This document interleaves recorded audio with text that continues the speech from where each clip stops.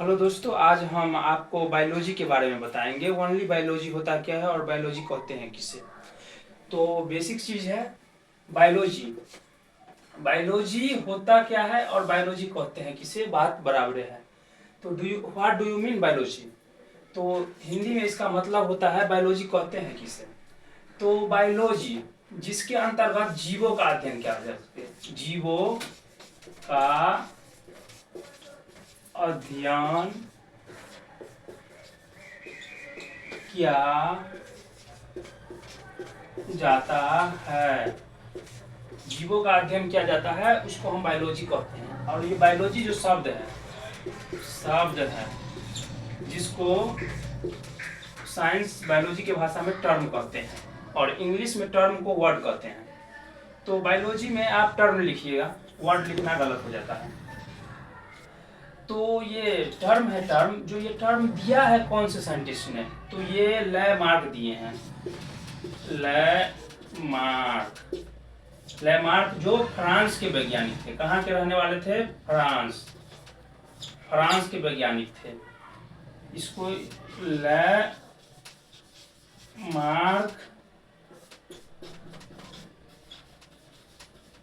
France के वैज्ञानिक थे।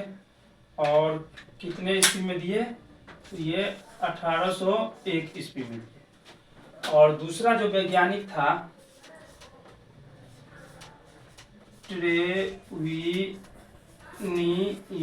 ट्रेविनियस, ये कहाँ के रहने वाले थे? तो जर्मनी के रहने वाले थे। और ये 1802 ईस्वी में दिया। ये दोनों मिला करके ये बायोलॉजी शब्द दिए। तो अब ये बायोलॉजी, बायो का अर्थ क्या होता है? ये बायोलॉजी का बायो मतलब होता है जीव।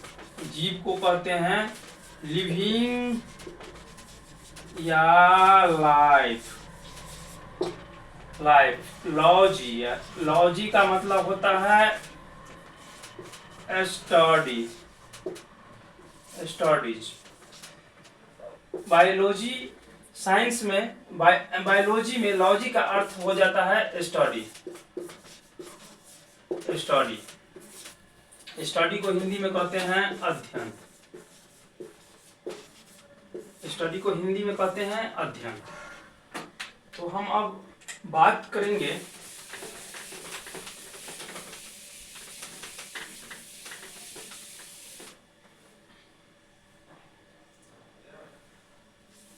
फादर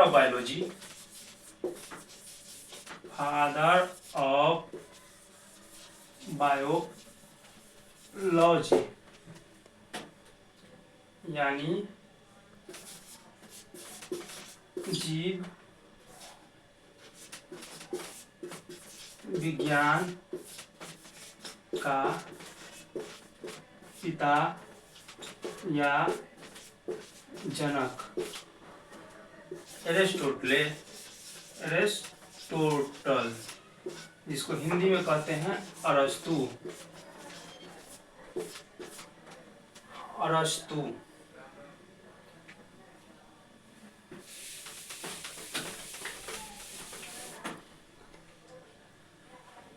अब लिविंग पे बात करते हैं।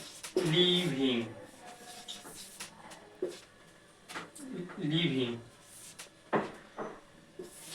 या मतलब सजीव। अब इसको आइडेंटिफाई कैसे करेंगे?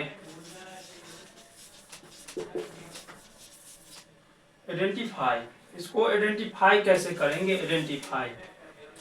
जो सजीव है, सजीव को पहचानने के लिए 5 पैरामीटर होते हैं। पहला श्वसन, दूसरा वृद्धि, तीसरा प्रजनन, और चौथा उत्सर्जन, पांचवा पाचन। श्वसन को इंग्लिश में कहते हैं रिस्पिरेशन।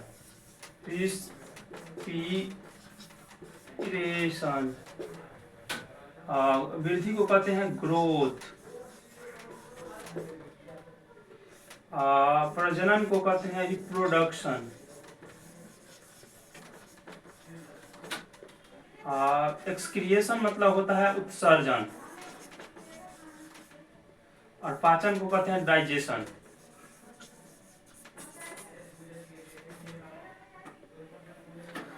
तो हम समझ गए कोई भी सजीव जिसमें ये 5 लक्षण में से कोई 5 का 5 लक्षण में से 2-3 लक्षण मिलता हो उसको हम सजीव मानेंगे। सिर्फ ह्यूमन में 5 का 5 लक्षण मिल सकता है। तो अब हम बात करेंगे जो बायोलॉजी के मुख्यतः कितने ब्रांच होते हैं। बायोलॉजी के मुख्यतः कितने ब्रांच होते हैं। तो बायोलॉजी के मुख्यतः 3 ब्रांच होते हैं। जूलॉजी,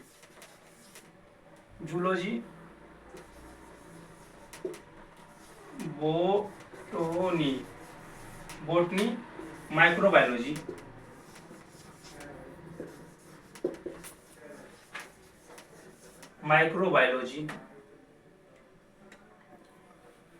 जूलॉजी मतलब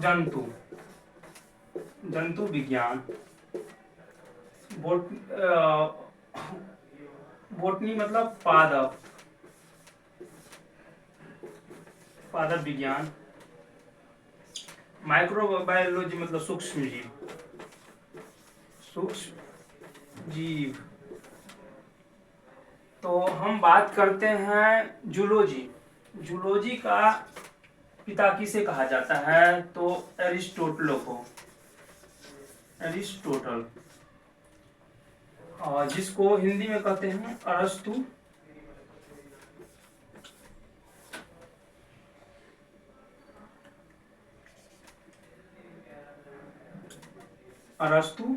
अब इसको हम फादर क्यों कहते हैं। जूलॉजी मतलब बायोलॉजी का फादर इसको इसलिए कहा जाता है, या जूलॉजी का फादर इसको इसलिए कहा जाता है क्योंकि इन्होंने अपना एक बुक लिखा था, द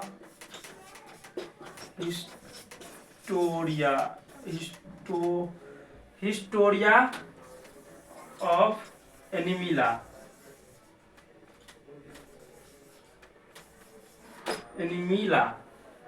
जिसपे ये 500 एनिमल पे रिसर्च करके यह बुक लिखा था।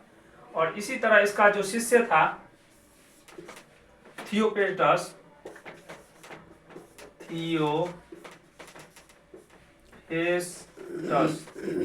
थियोपेस्टस, उन्होंने भी एक बुक लिखा था,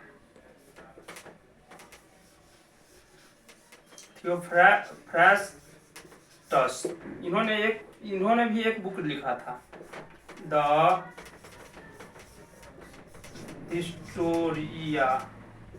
हिस्टोरिया ऑफ प्लांटम।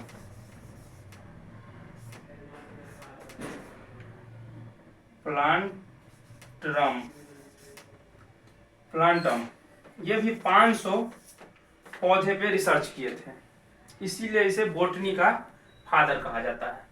अब हम बात कर ले माइक्रोबायोलॉजी के। माइक्रोबायोलॉजी फर्स्ट बैक्टीरिया का खोज किया था लुईवेनहॉक।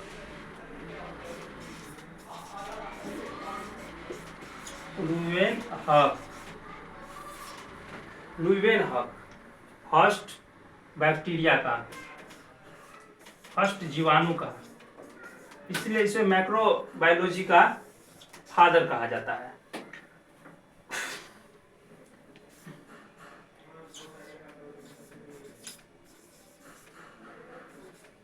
लुईवेनहॉक।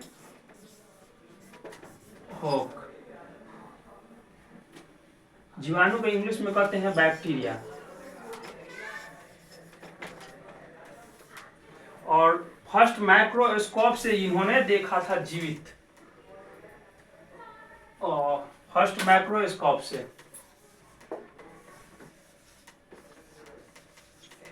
माइक्रोस्कोप को हिंदी में कहते हैं सूक्ष्मदर्शी।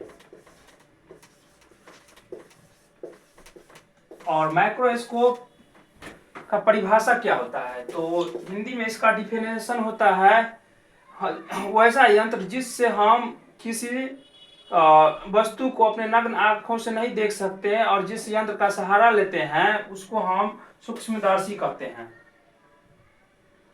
और माइक्रोस्कोप के आविष्कार तो बहुत सारे आदमी किए हैं, लेकिन सही आविष्कारक ल्यूवेनहक को कहा जाता है। Thank you. अगले वीडियो में हम पूरे बनाएंगे, अभी शॉर्ट वीडियो बनाए हैं थोड़ी देर के लिए।